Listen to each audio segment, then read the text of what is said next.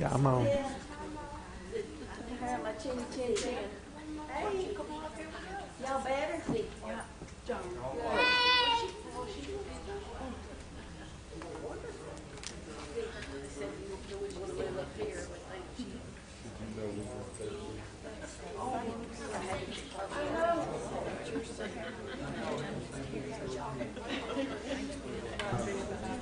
Good. Exactly. Good evening. Okay, I'm going to do something. I'm going to ask, if you will, everyone kind of shift over this way, kind of in front, and come up this way and kind of shift in here. Going to be interaction tonight, so if everyone will kind of come in a little closer, it will make things much better for the workshop tonight. We are thrilled to be able to have with us Don and Ron Williams. They have been doing for quite some time grief seminars, grief workshops to try to help people to cope with their grief. And during 2020 and 2021, it has been a very, very hard time for us here at the Strickland Church, as well as many in our community. And so we wanted to have them come and help us. And so tonight we're not going to take up their time with a long introduction. I will call your attention to the booklet that was in the foyer on the table. It has all of their biographical information that you can see their credentials for being able to help you to deal with grief. And so now I'm going to just turn it over to them. We can go from here. My name is Ron Williams. I'm the minister for the Lincoln Church of Christ in Huntsville, Alabama. Don is the executive director for the North Alabama Christian Children's Home in Florence, Alabama, technically Killen, Alabama. We're about 85 miles apart from one another. It's so very interesting that 46 years ago, as freshmen at Freed-Hardeman University, Don and I were in the chapel singers program when we sang in this very building. I don't know exactly what time of the year it was, but I remember being in this building 46 years ago. Now I can't tell you what we sang, and I don't remember how long we were here, but I just remember that. Brad Dillingham, if you're not holding against this, is a very close friend of ours. We were in school together at Freed-Hardeman, and love and appreciate Brad so very much. We're very grateful for your coming, and you're probably thinking, why in the world did I get out on a cold evening to come to a building to talk about a subject that I wish I didn't even have to think about, much less talk about, from two guys that I don't really know? And those are some valid points there. In any kind of situation of life that expends energy for us, the more you know about a subject, the better you will be. Now that's what they told us almost 40 years ago. My wife and I were expecting our first child. And they said it is mandatory that you go to childbirth classes. Remember that phraseology years ago? That's what they called them. Now I guess they would call them prenatal classes, but they called them childbirth classes back then.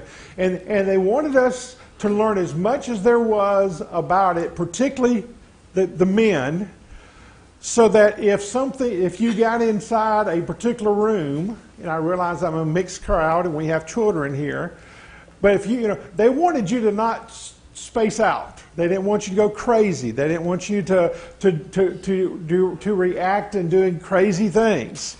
They wanted you to be able to handle whatever you were dealing with. So that's why we went to those childbirth classes. The more you know, the better you will be. The same is also true in regard to the universal emotion called grief. Grief is a universal emotion because 100% of us deal with that subject. There's not a single one of us in this world that's going to escape either the reality of something or someone that you know and you love that may no longer be with you, or they will deal with your loss. So, it's not something that you can take a pass on. And probably, like most of us, we don't want to deal with a subject like that. And secondly, we've never learned anything about it. So therefore, we wonder why sometimes we fall apart when we're dealing with the reality of grief in our life. So tonight, basically, all we want to do in the 2 sessions together is try to educate you and to give you some reasoning as to not only why you may be feeling the way you're feeling tonight, but also the way you'll feel tomorrow, and next week, and next month, and next year, and even 10 years from now. The more you know about the subject, the better off you will be. You're probably wondering, okay, what makes you folks, you two guys, experts in grief? Number one, we are not experts in grief. Guess who is? The folks who are dealing with grief. We may have written some books that are back there. We may have done I guess this is our 85th or 86th workshop that we have done for the past 29 years. But we are not experts. The people that are experts are the folks who deal with grief. I have a master's degree in counseling. Don has a thanatology degree from the University of Alabama. We obviously, I'm a state trooper chaplain. Don's has been a palliative care chaplain at the hospital there in Florence. He's also a chaplain there with the fire department.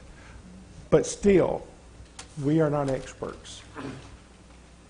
So tonight, here's what we want to do. The first handout that you have in front of you that looks somewhat like this, the Acrostic of Grief, is we want to look and we want to be as interactive as possible. Thank you so much for cooperating, because the closer we are, the better we'll be able to hear, thus the better we'll be able to discuss. Mr. Webster says that grief is an individual experience, generally a painful feeling of sadness that usually follows an actual loss or precedes an anticipatory loss. Now that's a great definition, Mr. Webster, but we'd like to say it's much more than just that. So for the next few minutes, here's what we want to do. Taking the letter G that refers to anything that pertains to grief in any kind of way, we want to look at antonyms and synonyms and homonyms that remind us what grief looks like. Now again, we are dealing with a subject that's typically very heavy duty. There's a reason for that, because of what it brings into the equation of our lives. If you feel tears coming, no problem. If you feel like that you need to get up and move for a moment, no problem. Restrooms are out in the foyer. But we were going to try to be very timely tonight, because we're going to come back tomorrow morning and do some more stuff. And Terry, you'll be back in here tomorrow, is that right? So we'll be back in here tomorrow morning as well. But we want to thank you for your time. But so let's do this. Think about some words that begin with a letter G that has something to do with grief.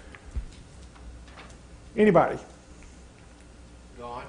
Thank you. God. Did you say God? Gone. You said gone. Sorry. Gone. God. God is right. Exactly God. Good. Oh, good. All right. That's very good as well. We use a phrase, good grief. In fact, there's a book written by Westberg entitled Good Grief. And the point that he's making is, he said, it's not good, he said, but I want you to understand what grief is. And that's the title of his book. But anytime, when we're dealing with any kind of loss, something or someone is gone.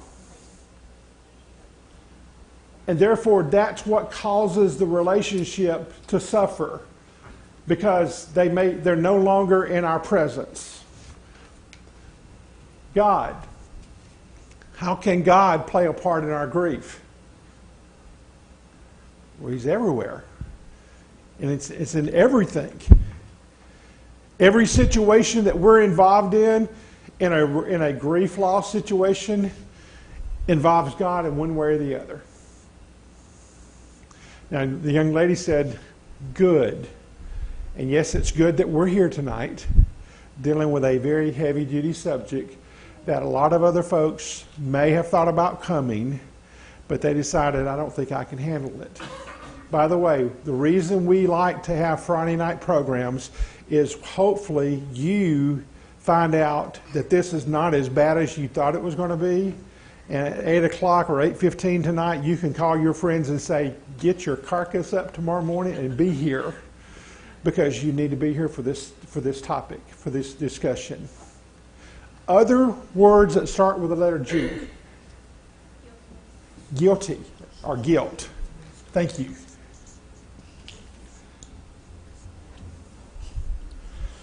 A lot of times we feel guilty. Others make us feel guilty.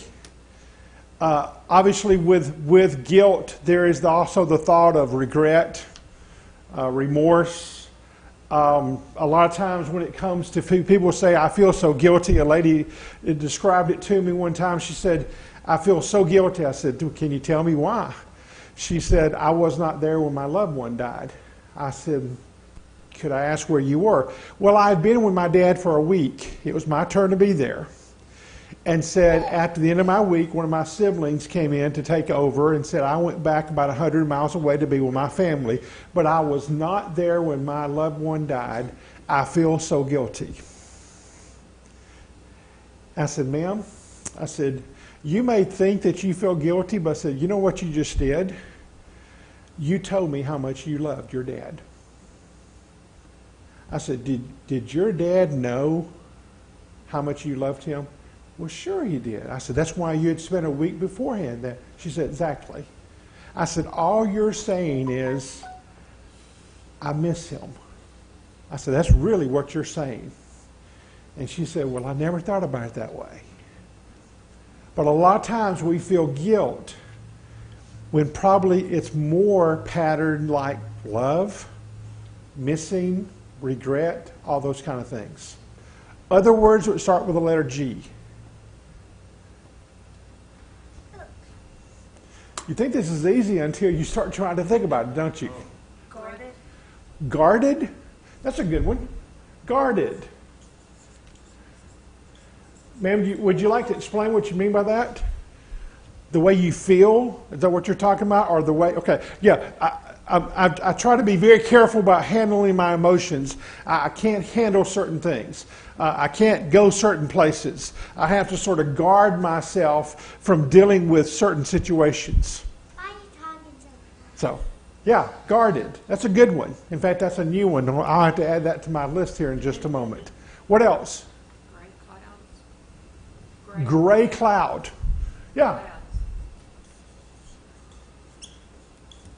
Are clouded because you're dealing with everything looks dark, everything looks sinister. I can't, the sun may be shining, but as far as I'm concerned, it's gloomy and gray and icky weather, those kind of things. Yes, sir. Guiding. Guiding. G-I-D-I-N-T. G-U-I. Sorry. D-U-M-D-I-N-T. Okay.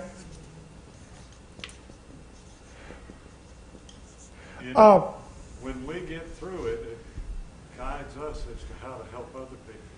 Excellent point. When we get through whatever it is that we get through, grief is a journey.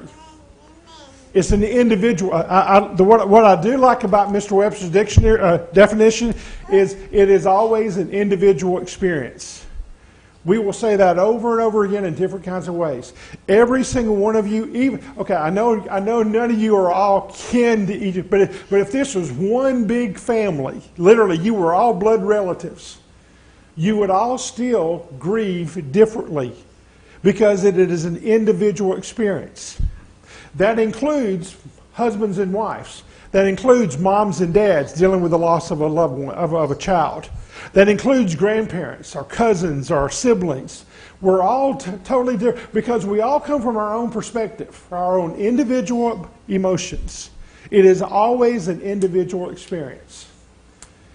But yet it's nice to be able to know that when and if we are able to get to the end of grieving in the sense of getting beyond our grief, then we can see what helps us and what helped us get through all that so that we can shine the light for somebody else.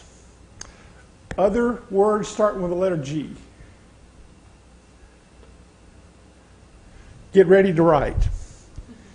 Grave, groaning, gloom, goodbye, give up,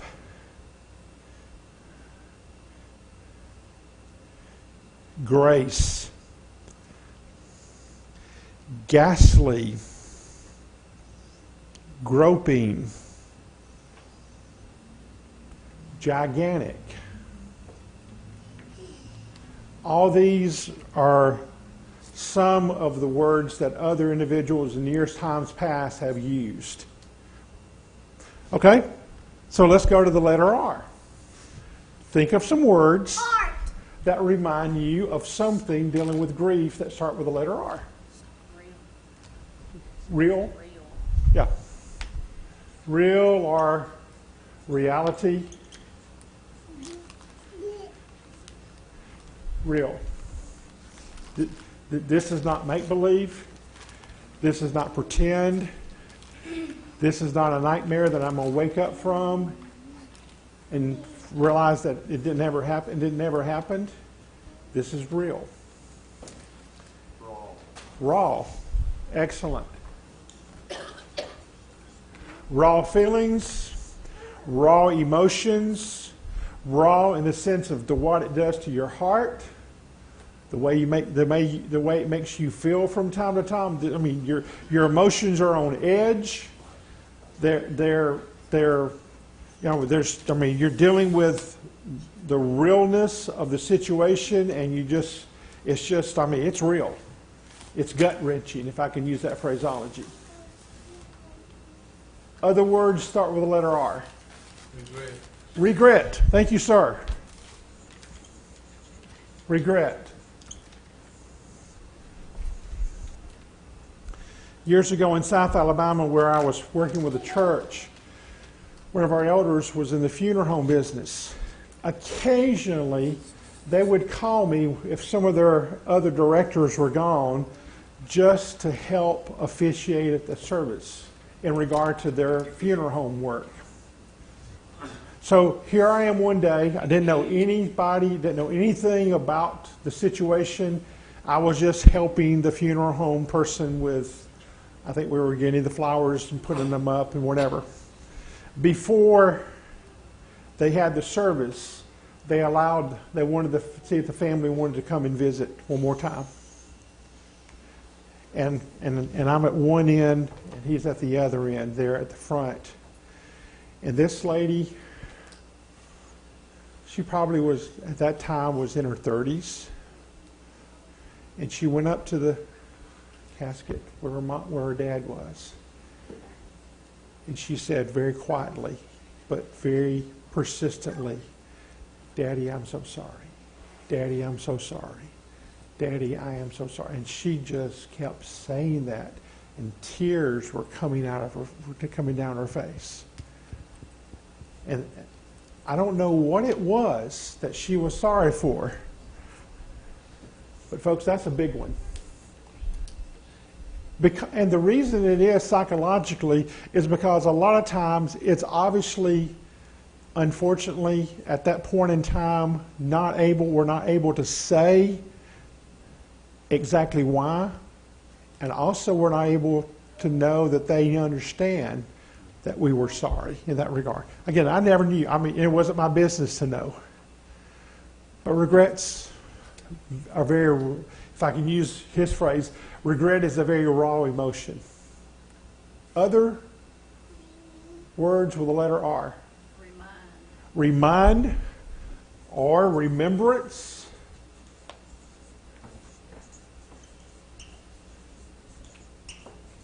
Because that's exactly that's why grief is painful, because we remember. We remember what? We remember what the way things used to be. We just went through holidays. And we remember the way it used to be. And thus we are reminded that that's not the way it is now. And we don't like that. And one of the things likely you've already found out about grief, if you're dealing with any kind of grief loss, is you find out how much you are not in control of what is going on around you. And that is a great bother, particularly to some of us A-type personalities that like everything the way it is, and we'd like to think that we control everything around us. That's not the case. But you remember. You remember the good, the bad, and the in-between. You remember. What else? The letter R. Rage. Yeah. Rage. One of the first classes that I took years ago when I was trying to learn some about grief, I was down in Mobile, Alabama, because I was working with a church in L.A., Lower Alabama. That's where I was. And I was in Mobile, and the lady was talking about rage and anger and grief. And she said, but don't mistake and think that you're going to get beyond rage and anger and grief, because somewhere, somehow, sometime, you're going to deal with that in regard to a grief situation you're dealing with. And so someone asked this, and she was a teacher. She said, well, what do you do about it? She said, well, we all are different individuals. She said, I'm a gardener, and said, when I get filled to the top with my grief and my rage because of what happened, I think she was dealing with a suicide situation. She said, I will go out and rake my grass. And we all looked like her. She said, I'm not talking about raking the leaves. I'm talking about raking the grass to the point that there is no grass when I get finished. And we all said, oh. And another lady said, I go and buy the cheapest, I go to garage sales and buy the cheap stuff. And we said, and someone said, what cheap? She said, all that, at the end of the sale, they have all that glassware that nobody wants. And she said, you can get a really good bargain for that. And we're thinking, what's that got to do with grief? She said, at the end of my block, I have a Dempsey dumpster there in our neighborhood. I go and take that cheap stuff that I've paid less than, probably a penny for, and said, it's just amazing what kind of control and what kind of sound it makes when you take all that glassware and you throw it into the dumpster. She said, it just does your heart really good to get rid of your rage. Other folks hit tennis balls, not people, tennis balls. Okay? You get the point. In order to deal with grief, sometimes you've got to do something to get rid of the rage. And obviously we don't want to do it with people. We don't want to take it out on others. But we want to do something to vent, to get exhausted from some of the feelings that we may have. Other words with the letter R. Rejection. Thank you, man. That's an excellent one. Rejection. People may want, and we can interpret that several different ways. People don't want to have anything to do with us. They don't want to talk to us. We feel rejected because nobody else wants to talk about it. I was dealing with this in a grief support class one time, and the family was getting together the first time after the death of the matriarch of the family. And so these were all the first cousins, and they were coming from all over. They were having their family reunion.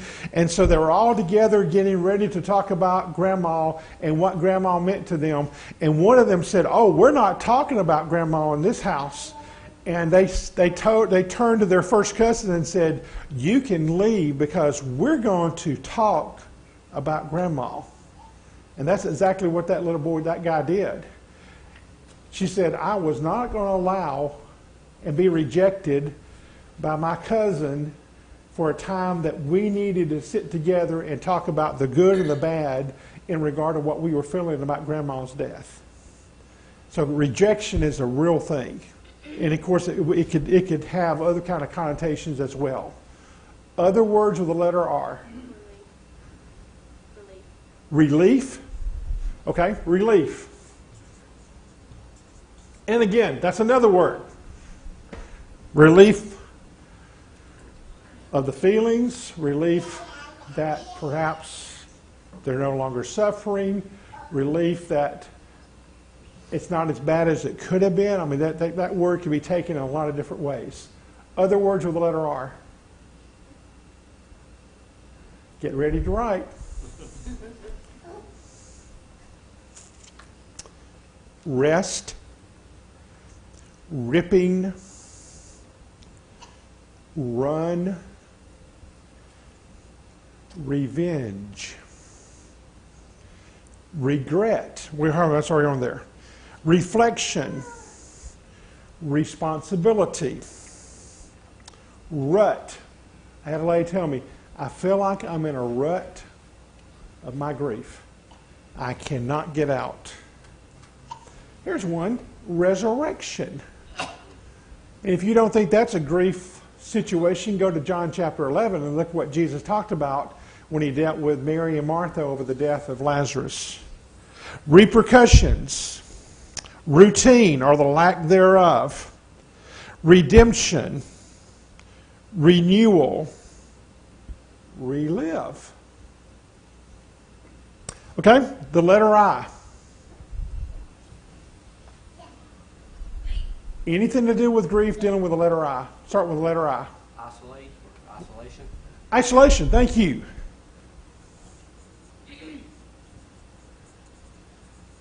Isolation or isolated. COVID 2020, 21. Oh my word. How many times have we had to how many times did the phrase I am isolating, I have been quarantined, I am isolating for my health, I have been isolated because of my exposure to someone else. A lot of people get isolated because of grief. That's the way they feel. Because nobody else can understand what they're going through. And so they feel like that they're the only one dealing with the real issues that need to be dealt with. Other words. Yes, sir. Maybe the word I, because we kind of feel like we're the ones suffering. Yeah. No one else but me. Yeah. In fact, I think you can make a case for the book of Job in that regard. Because the three friends all felt like, Job, I don't know what you've done to disturb God, but said, it's you. Quit blaming everybody else. It's your problem. You're the one that's dealing with all this. What did you do wrong? And a lot of times when it comes to grief, we feel that way. I am the only person that understands what's going on right now. The letter I. What else?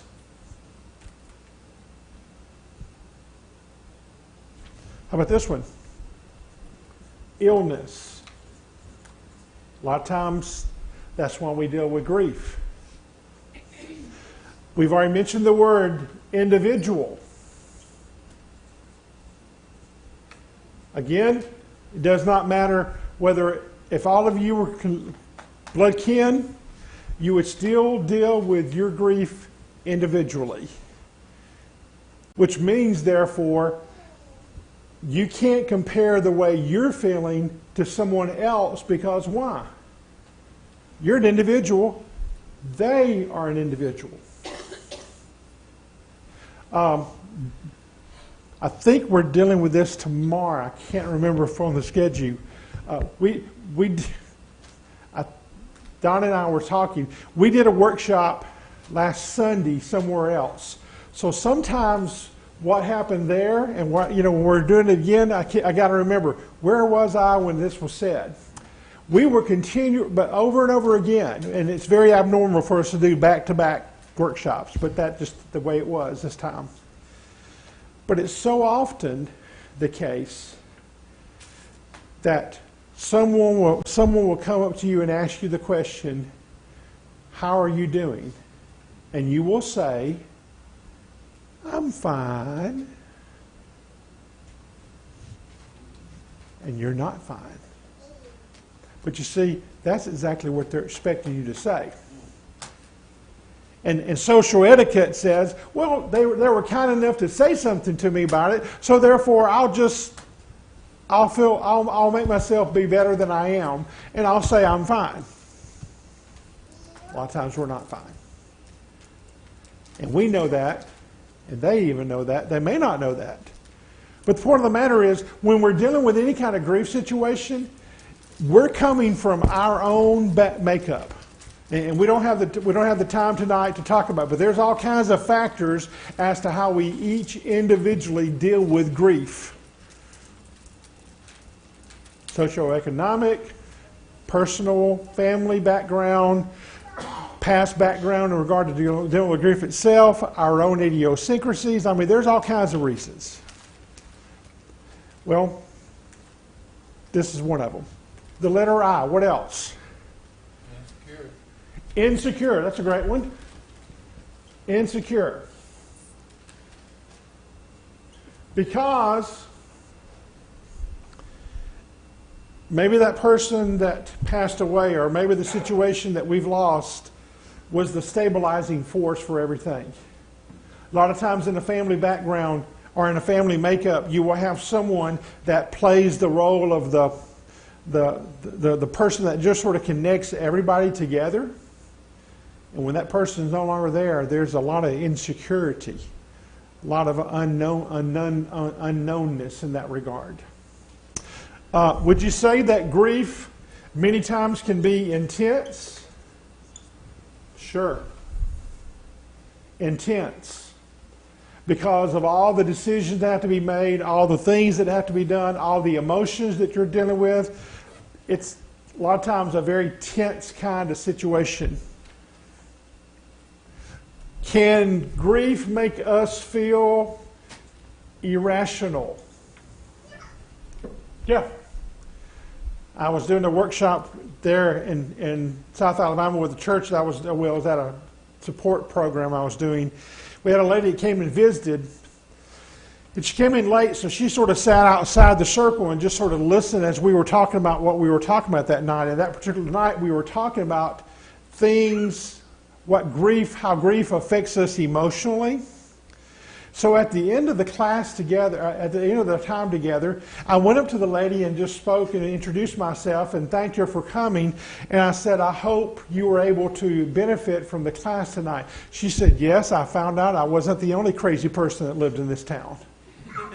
And she was serious. I said, what are you talking about? She said, I literally thought I was losing my mind. I just found out tonight that I'm dealing with grief. To the point? It does make us feel irrational, which leads to another thing. Insane. I'm just, I can't function. I can't remember whether I paid this bill or that one, or whether I'm going to the mailbox to get mail or put mail in. Okay, where's my mail that I just was supposed to put? I mean, that kind of stuff. Where are my glasses? Top of my head. 30 minutes later on. Insane. It can make you feel that way. Other words with the letter I. Illusion. What? Illusion. Illusion. That's a good one.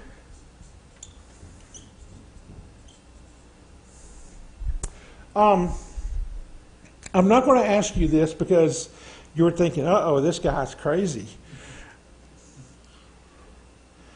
We have been often told by people that are dealing with grief losses that they think they saw things that they cannot explain any other way but the fact that it was there, or he was there, or she was there, or something moved, or whatever the case may be.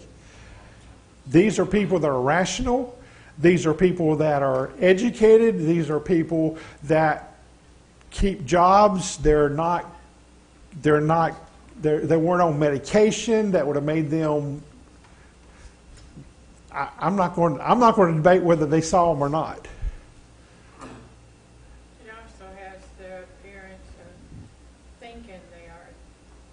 Exactly. That's another point. Feeling Which is another word we can, imagine, our imagination. And these two probably go hand in hand in regard to imagining things or seeing something, because the mind and the mind and our eyes can work together. Yeah, exactly.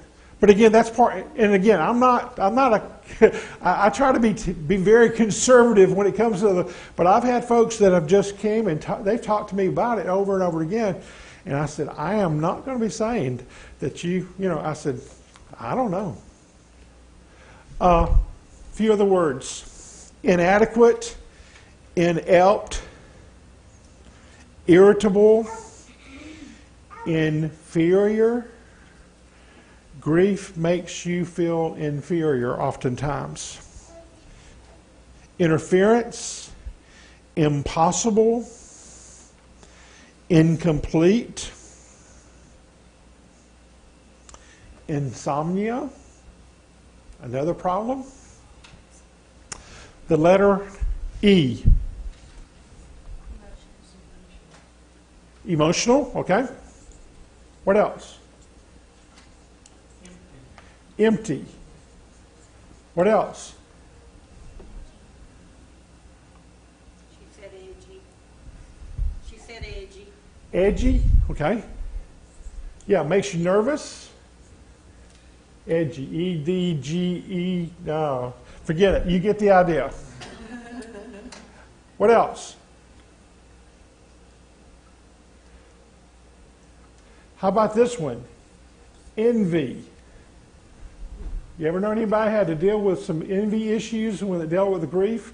Maybe the loss of a child, miscarriage, stillbirth, and you're looking around at other folks, they can just have kids all the time, and they don't take good care of those kids, and you're saying, why me? Why can't, what's going on with me? Envy. Other words. Here's one. Eternal.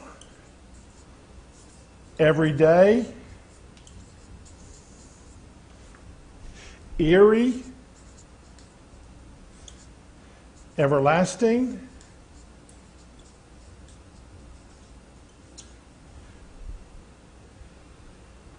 External.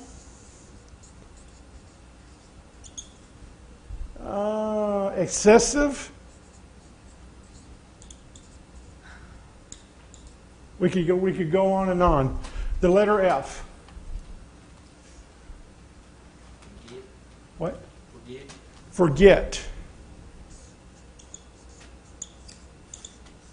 What else? Fearful. Fear of the unknown, fear of what could happen, fear of what's already happened, fear of what we're going to do now that it's happened, on and on we could go. What else? Failure. Thank you. So many individuals have in this, and sometimes they're actually led to believe this. Unless you gut it up and start doing better, you're going to fail grief. You're not going to graduate from Grief 101. You're a failure. That's the way some people think. That's the way they act toward them. Like, you're not dealing with this very well. Letter F. Forgiveness. Thank you for saying that. Forgiveness. Okay, because of time, I'm just going to add a bunch of others. Fog. Final. Flowers.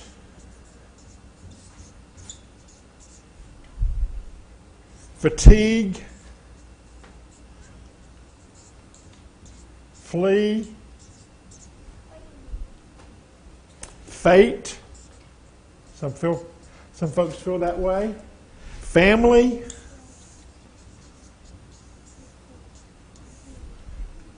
Fake.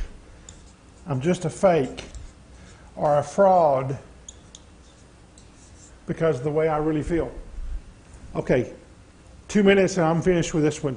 But here's my point. We wanted to know what grief looks like. If your grief only made you feel guilty and remembered, and it was intense, and you felt a little envy, and you felt like a failure, would that be enough to deal with? Yes. But you see what grief is? It's all of it and then some. That's why grief hurts. That's what grief looks like. And that's why you may be here tonight saying, I feel like I've gone down twice and I'm not sure if I'm going to be able to come up again. But that's what grief looks like. And so what we want to do tomorrow, Don's going to talk about something else in just a moment, but what we want to do tomorrow is we want to take all that and we want to say, okay, now what do you do about it? What can we do about it? And that's why your friends and your loved ones that are not here tonight need to be here tomorrow. And I want to thank you very much for being here now. We're going to take about a 5-minute break and come back, and then Don's going to have our last session before we let you folks go home tonight and get ready for tomorrow morning. Thank you. The restrooms are back in the back, and we'll just take about a 5-minute break.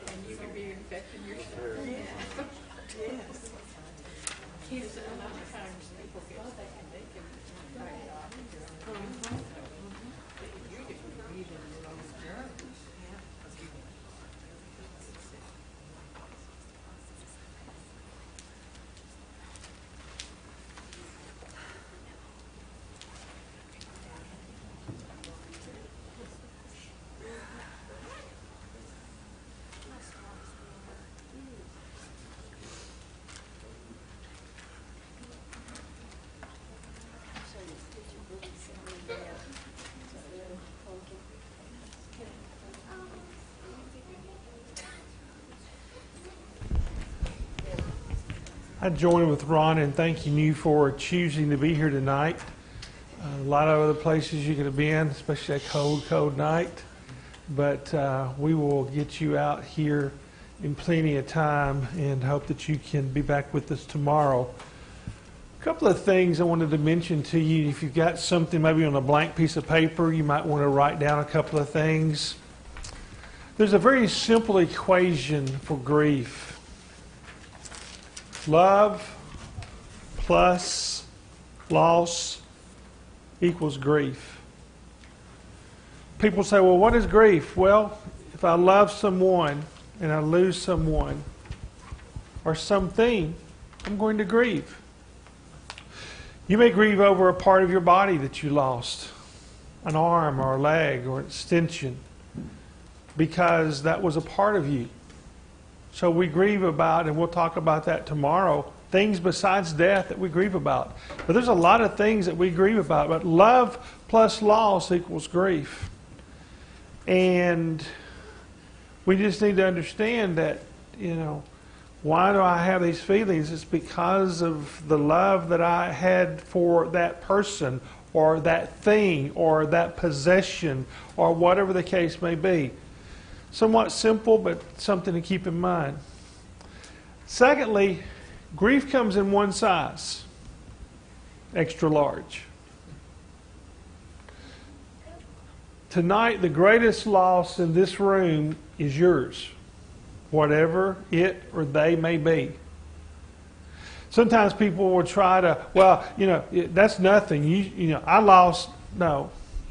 Grief comes in one size. So whatever loss that you're dealing with tonight, that's the biggest for you. And no one needs to minimize it.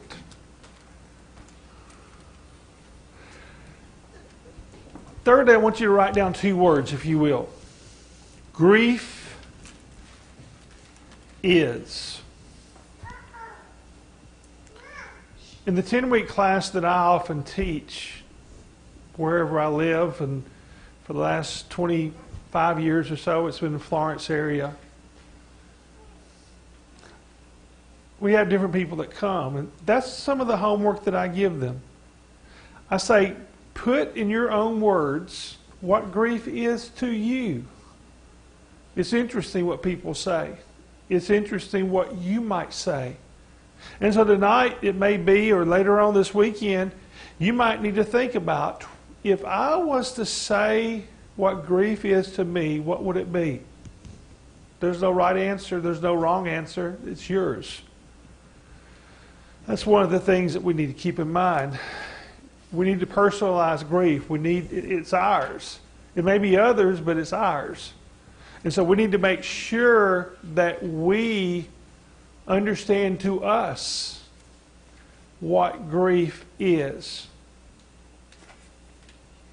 Now, last tidbit, and I'll go back to that. Tonight, maybe you go home and you may think, I need to put down in words what grief is to me. Or maybe you need to draw what grief is to you. What does it look like? If you were to do that and you choose to show us a copy tomorrow, wonderful. I've had people over the years, 600-700 people have been a part of those classes over the last. This year, I think it's going to be the 30th year that I've taught a class. But some of them sometimes share, and I get to share some of those thoughts to other people. And that leads us to what we're talking about tonight. A grief room.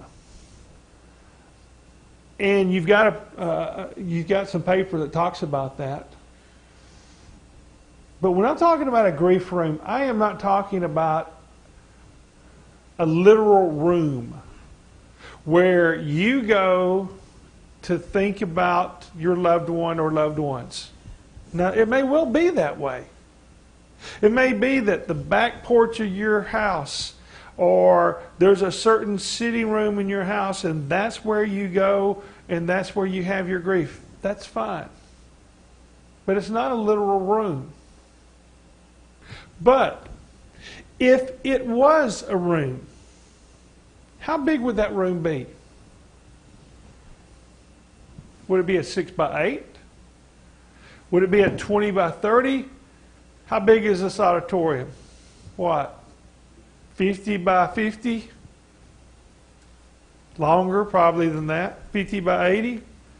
Would it be something this huge because I'm willing to allow anyone in my grief? It's so big that I'm willing to allow anyone and everyone in my grief.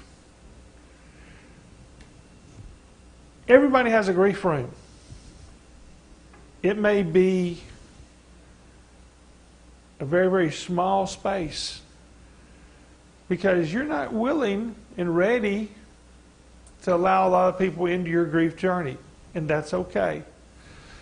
Please understand me. There's no right way. There's no wrong way. It's your way. It's your grief room. But if it was a grief room, how big would it be? How many people are you willing to allow in your life to deal with the grief that you have to deal with? Look there on the handout at the second paragraph. First of all, he says they come in different sizes. Your grief room may be large enough to accommodate several visitors. Well, mine's just large enough for me to sit in. Some people have grief rooms large enough to allow everyone and anyone with whom they come in contact to join them in their grief. Most women have a larger grief room than men, and they are usually more open to allow others to visit them in their suffering. Men often have a more difficult time with company inside their room and may prefer to stay alone. This sometimes inhibits the personal expression of grief because there is not another with whom to spare. The first grief class that I taught was in 1992. There were 8 women to every 1 man. So I believe in that class we had 2 men and basically 16 women. Now the ratio is more 4 to 1. So more men are willing to be a part of a grief class and come and be more willing to talk about their feelings, their emotions, and such like. And I'm grateful for that. You think about some of the movies. Remember the old movie Rocky, where he cries his eyes out because his manager has died? Remember that? That was pretty interesting that in Hollywood, this big bad, boxer was showing emotions like that. More movies now are doing that, showing emotions of men and not just of women. What I've got up here are some examples of others' grief rooms. And I put them out here with the idea that after we're finished tonight, you may want to come up and take a little bit closer examination on some of these as you think about your own particular grief room. This particular person, a 25-year-old lady, drew her grief. And you can see all kinds of trees that she drew. Trees of darkness, trees of happiness, trees of grace, trees of aloneness, trees of regret. And then she wrote in the very middle of it, grief is like a desolate field of dead trees yearning to live again. Pretty interesting. Some of you may be artistic. This particular lady was a part of my class this past year. She's in her 80s. And what she has is a grief corner. You'll look at this when you get up closer to it, and you'll see that she has a corner where she has pictures of her husband and of her family, of his time in service, and other things that was important to her. And on the back, she talks about my memory table as a reflection of my husband and our 65 plus years together before his death at age 90. He was a special man who loved God, family, and his country, and served them with honor. we also had 3 precious children that he loved dearly. And so it was very interesting that Miss Imogene drew her grief corner, and she was willing to share that with me. This was interesting because this lady has all kinds of special things about the particular room that she has. A big round table for family. But outside she has a gazebo for her friends. And she says, that's where I scream and go and cry and vent my feelings. And what I love about this the most, JJ, right? JJ, I believe there it is, JJ. What I like most about this is she's got her church bench down front with all her church friends there where they can be a part of her grief journey. And so that was interesting that she did that. This lady here was really artistic. She has skeleton model of her grief room. I mean, it's really interesting. Her husband was a song leader. And so she's got the clothes that he last wore. A pitch pipe, because he was the song leader. She even described her grief room in the first month after her husband's death. I was sick and exhausted physically, mentally, and emotionally. Our shared bedroom became my grief room. At first, there was very little light in the room. Blinds were shut, and 5 months later, they're still shut. Norman's things are around. His ties, suspenders, keys, hats, his PJs, the clothes he last wore. I was very sick, slept a lot, ate nothing or very little. I'd read sympathy cards wrote on 3x5 cards, inspiring Bible verses and such like. It was very interesting. Her grief room was the place where they had a bedroom. This lady gives all kinds of information. And at the center of her grief room was Mama's couch. And I thought that was really interesting. And then she had Mama's coffee table. And she even writes little notes. You can just all the way around where she wrote different things. Now again, don't misunderstand. A grief room doesn't have to be an 8 by 10, a 16 by 30. It's where you go to grieve. You can grieve in your car. You can grieve at work. You can grieve at the ocean. Whatever the case may be. But if it was a room, how big would it be? How accommodating is it? This lady put it this way. I don't really have a grief room, but there's 3 places that I grieve. My front porch swing, my van, and the ocean. I go to the front porch and sit on my swing where I feel emotional, need to be alone or talk to God. Sometimes I want my husband or my sister to be on the front porch with me, but mostly I just want to be alone. I do a lot of grieving, decision making or thinking, driving down the road in the van. Maybe that's why I'm not such a good driver. My thoughts are often somewhere else. I love the ocean, especially an ocean uncluttered with tourism. It's just me and the ocean. I feel closer to God at the ocean, and mostly I want to be there alone. So her grief was a vehicle, a front porch, but then an ocean, the place where she could go and grieve. This one's interesting. One year I taught a class, probably the most we ever had. There were 33 people in that class those 10 weeks. For some reason, there were 7 couples there, all dealing with suicide. As far as I know, nobody knew that the others were coming. It just happened to be that way. These people draw their garage, the husband and wife sitting in their chairs after supper. They're not smiling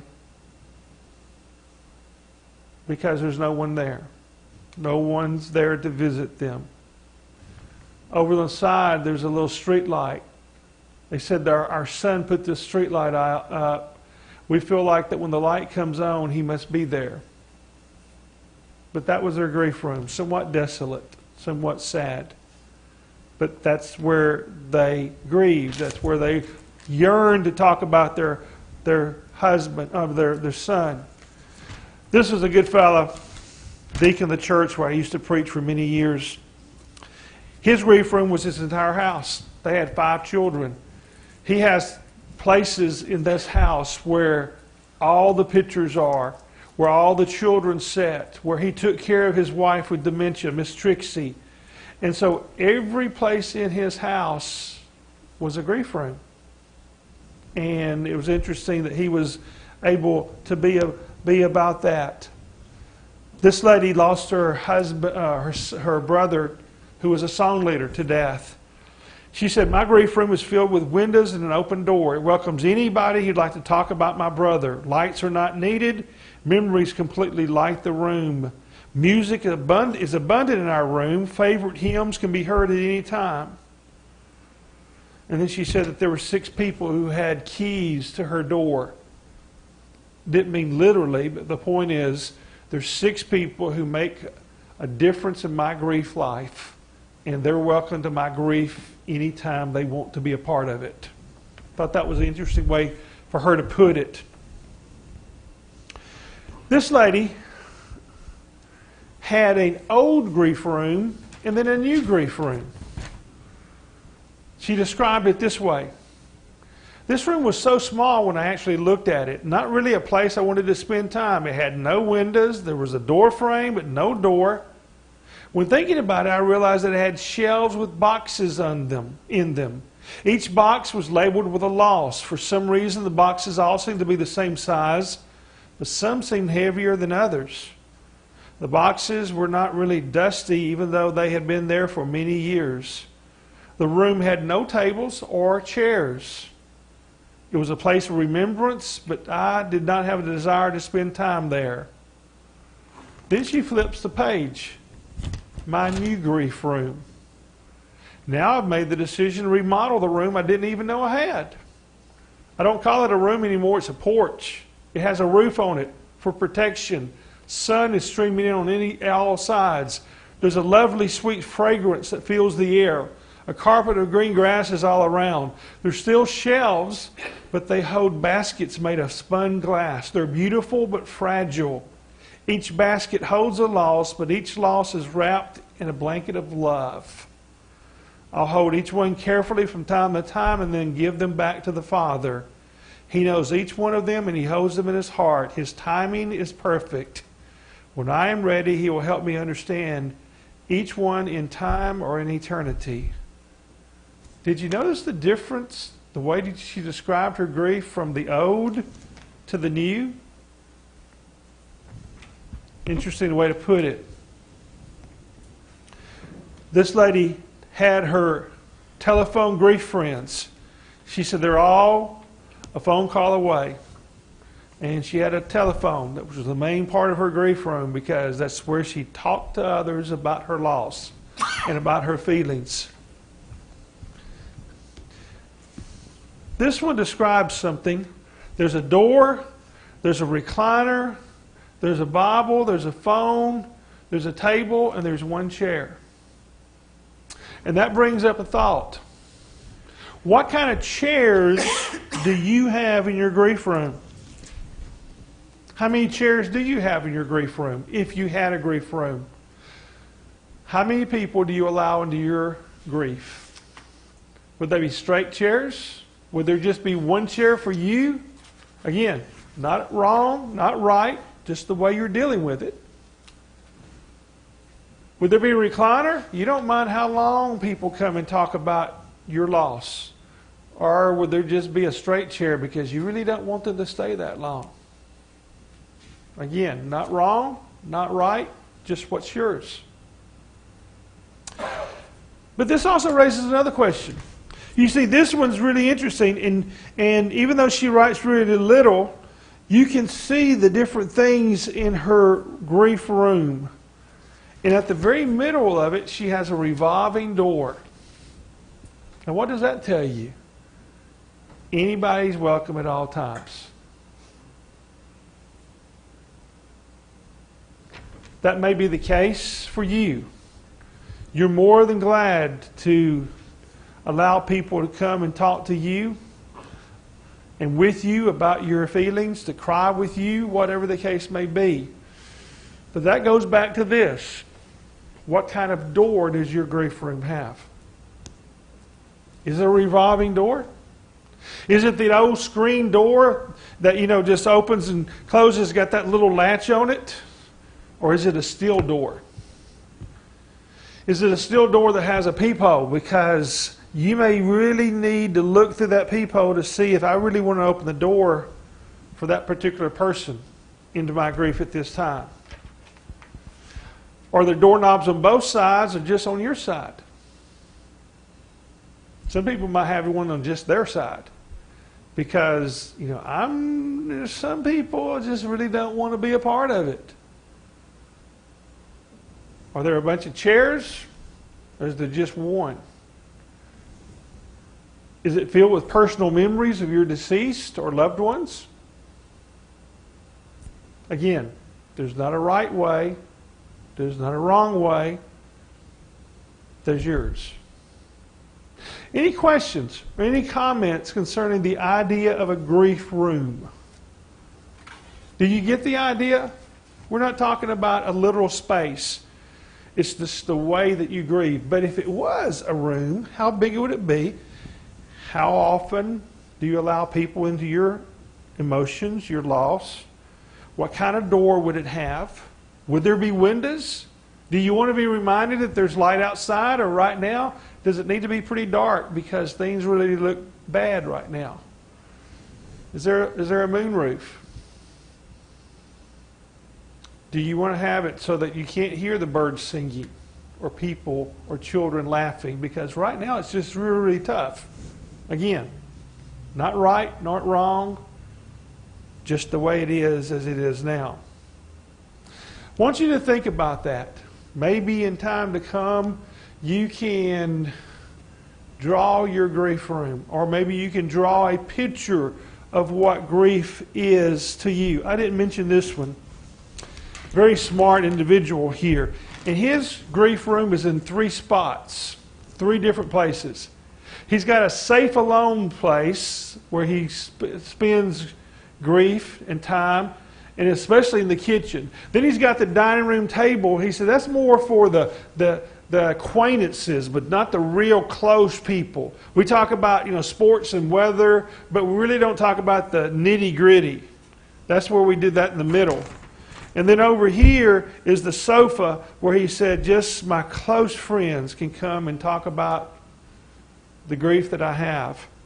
And the kitchen is where he says, my kitchen is my safe space where I go to be alone. My cooking heals my heart. So I thought that was pretty interesting. If you'd like to, after we're finished, be glad for you to come up, take a look at this, take a picture, as the case may be, and think about your own grief. In closing, I want to give you 3 great suggestions for dealing with grief. Doug Manning is a minister. He's written a lot of books. And he says that there's 3 things, a 3-step process for dealing with grief. You've actually got it somewhere in your notes. 3 great suggestions for dealing with grief. First of all you do is get by. What does it mean to get by? Get by may mean coming here tonight. Boy, it may have been a really difficult time for you to come. Getting by may be getting up out of bed, even though you might like to just stay in it forever. You get by. There's no time process for getting by. Secondly, you try to get better. What does getting better may mean? Getting better may mean trying to come to a grief class like this, reading some good books on the subject. Getting better may mean going back to work.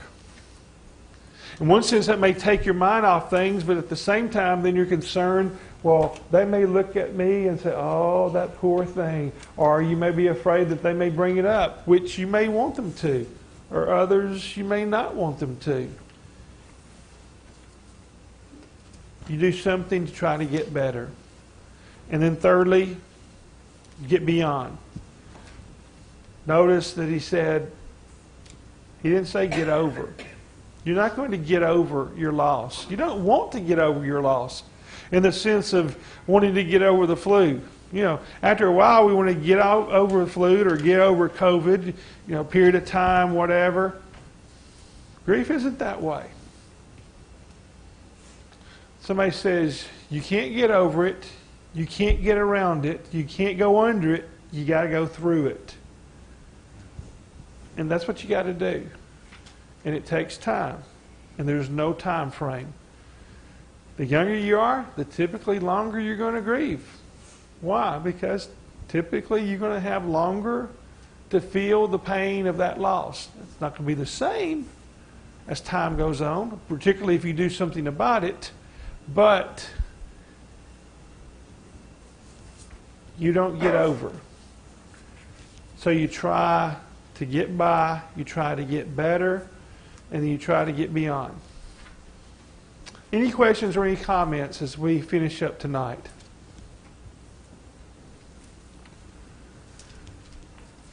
Eight o'clock to 8:30, I think, Terry, is breakfast and such like. Is that going to be back there in that room? Okay, all right. I understand all the donuts have the calories all taken out of them, so don't worry about that. I hope they got some hot chocolate, or coffee, as the case may be. But at 8:30, we'll be coming in here. Is that correct? We're in here. Okay. 8:30, we'll be dealing with what we call Grief 101. What do you know about grief and loss? Some true, false things that we'll be talking about. And then from there, we will be talking about some more ideas about what grief is and what we grieve about besides death. You may be here tonight not only dealing with the loss of a physical loved one, but there's all kinds of other situations that you have grief about. And so those need to be validated. In the third session, we'll be talking about what can you do and say that can be helpful to people, especially in times of grief. There's so many things that people say that often they mean well, but it actually hurts us because it's not said in the right manner. So we're going to talk about some of those. And then in the final session before 12 tomorrow, we're going to talk about how do families make it through the grief journey. And that's what we hope to do. Sunday morning, we'll be looking at this more from a biblical perspective. And Sunday school will be talking about how to minister to the hurting. And then I'll be preaching on the subject of the Bible and grief. Ron was talking about God and grief. And the first time the word grief is used in the Bible, it's used by God. Think about it. Genesis 6, he grieved that he made mankind because of their sinfulness and wickedness. So God knew something about grief. He knows something about your grief and mine. And then the final session, I believe after lunch, is the most practical of all of them. What can this congregation do? What can you do as an individual to help people in times of grief? I'll give you a long list of things that people have said over the years in the first few hours, the first few days. These were the things that people did for me that really helped me. And so we're going to give you that along with that in that last lesson right after lunch on Sunday. Any questions or any comments? Well, thank y'all for being here, for choosing to be here. Be sure and get your coats on and your gloves and your mittens and whatever else.